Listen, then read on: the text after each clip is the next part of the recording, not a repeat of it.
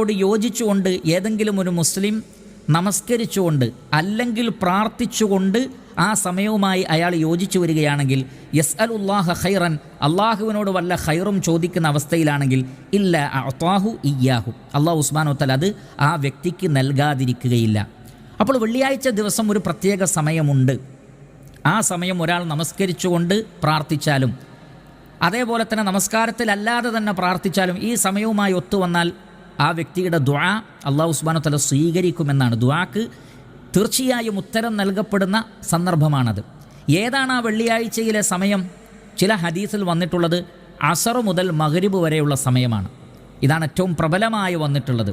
അസർ നമസ്കാരം മുതൽ മഗ്രിബ് നമസ്കാരം വരെ, അഥവാ വെള്ളിയാഴ്ച ദിവസം തീരുന്ന അവസാന സന്ദർഭങ്ങൾ, അതാണ് ആ പ്രാർത്ഥനയ്ക്ക് ഉത്തരം ലഭിക്കുന്ന സമയമെന്ന് ചില ഹദീസുകളിൽ നമുക്ക് കാണാൻ സാധിക്കും. അതേപോലെ തന്നെ ഇമാം മിമ്പറിൽ ഇരിക്കുന്ന